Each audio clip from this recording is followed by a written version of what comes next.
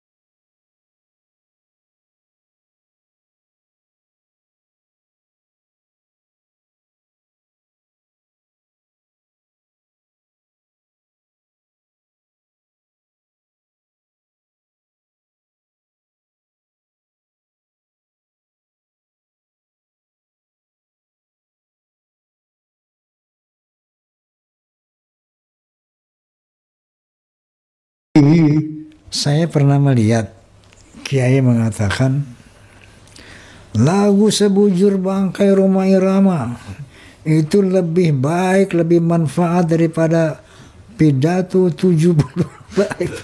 Itu lagu sebujur bangkai Roma Irama lebih mulia dan lebih manfaat bagi umat Islam daripada ceramah 70 habaib.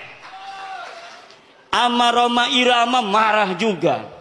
Roma Irama sampai ditelepon marah. Kata Roma Irama, siapa lu negur-negur gue? Wih, hebat juga tuh Bang Haji. Ini di mana kiai? Emang gitu kenyataannya.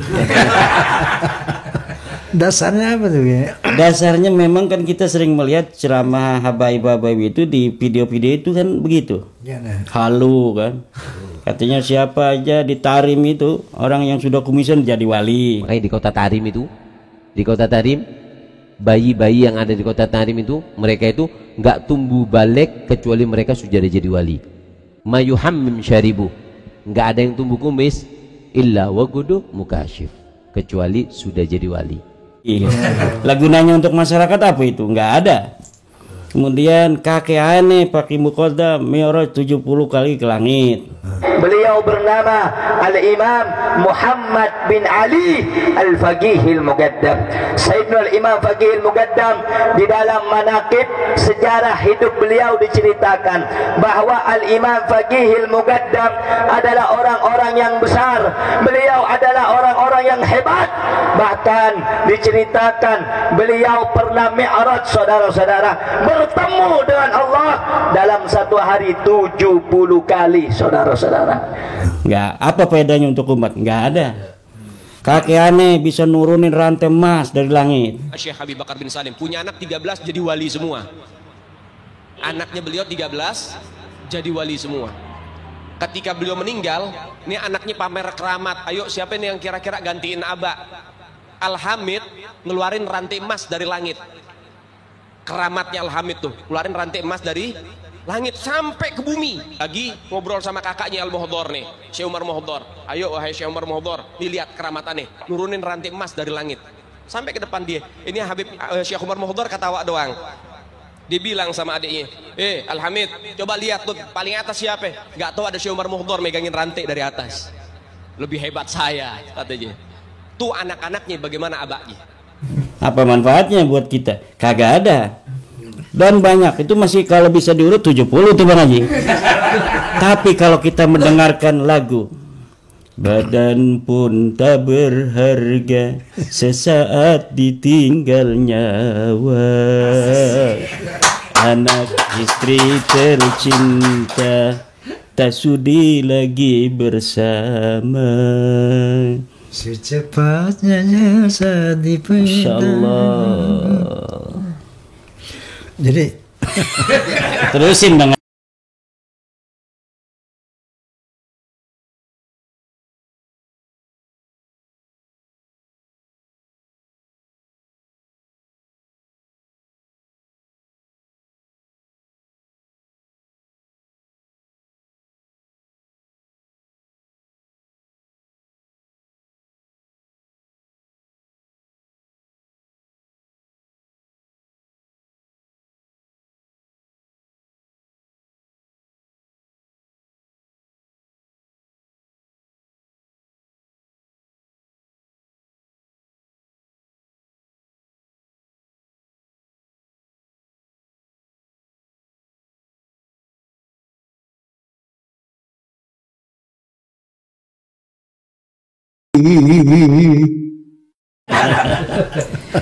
Jadi maksudnya lagu Sebujur Bangkai lebih bermanfaat untuk didengarkan ketimbang 70 ceramah-ceramah Habib yang khurafat-khurafat itu yang tidak ada manfaat untuk umat Islam, kecuali hanya untuk mengunggulkan daripada klan-klan mereka. Apalagi ada sebuah ungkapan dari mereka bahwa satu Habib yang bodoh itu lebih utama daripada 70 kiai. Itu ucapan ketika dibawa di dalam meja ilmiah tidak terbukti. Buktinya satu Imaduddin Usman, 70 habaib belum ada yang bisa jawab tesisnya. Tapi Bang Haji, kalau lagu Sebujur Bangkai semua banyak yang akan setuju. Tidak semua, banyak yang akan setuju. Kenapa?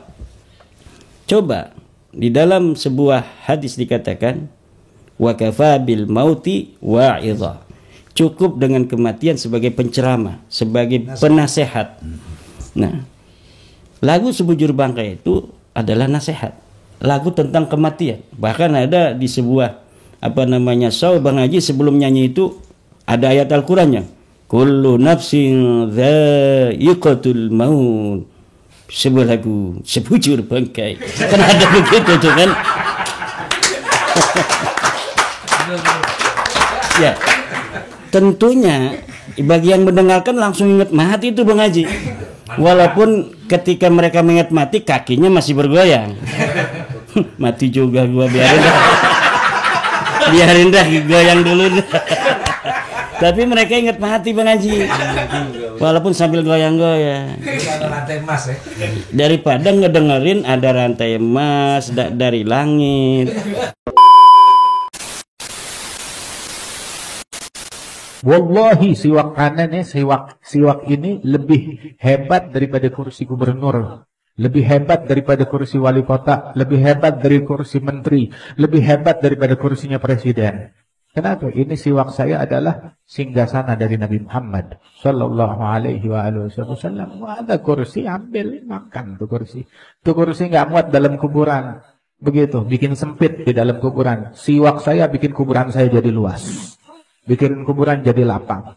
Itu kursi nggak bisa nolong di sirat, di jembatan yang membentang di atas neraka besok. Ini siwak saya nih, begitu bikin tuh jembatan jadi pendek di masa jengkal.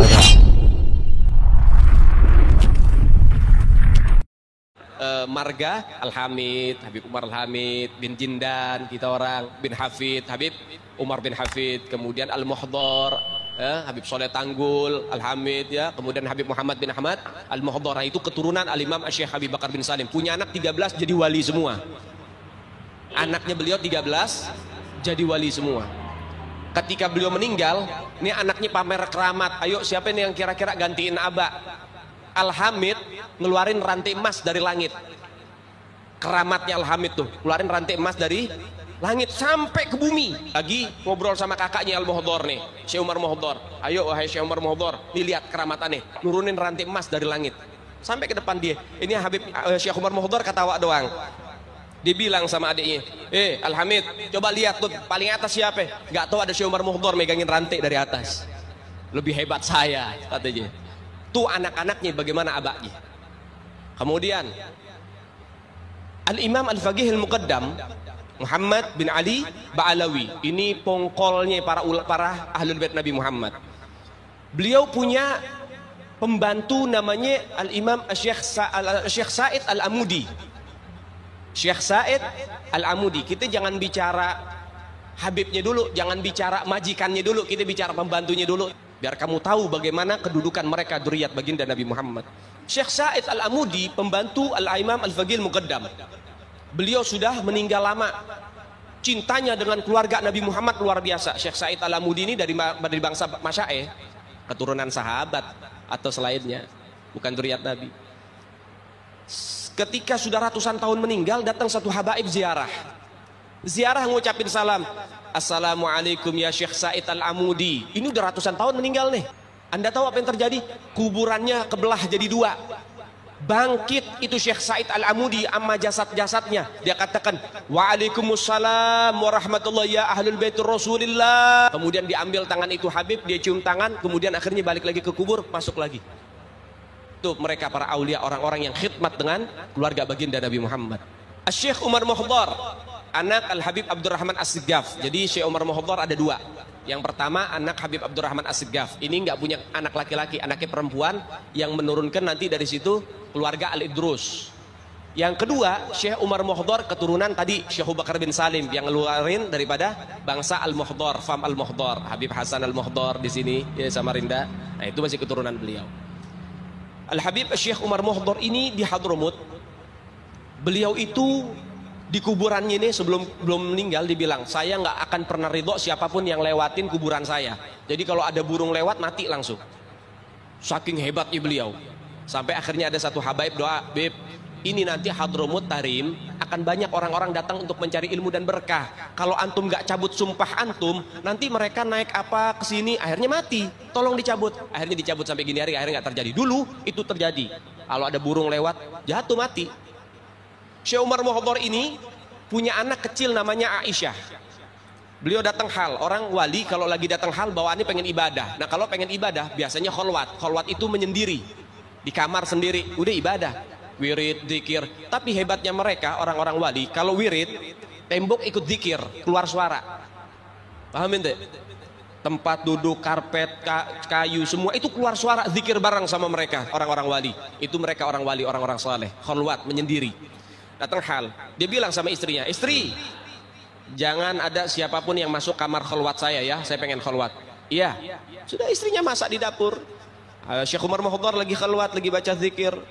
Kemudian anaknya masih kecil, masih balita, lari sana, lari sini. Kemudian tiba-tiba robos masuk ke kamar kholwat. Nah orang-orang wali kalau sudah zikir, istighraq, mendarah daging, mendalami sampai lupa apapun, nggak ngelihat apapun.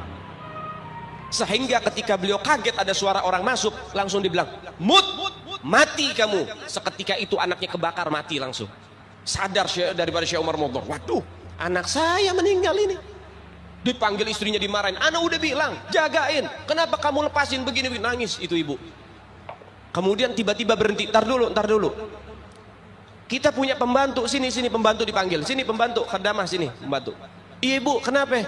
Mulai kapan kamu berani berbohong? Kamu ini ikut sama keluarganya Rasulullah. Kamu ini pembantunya keluarga Nabi Muhammad. Mulai kapan kamu berani berbohong?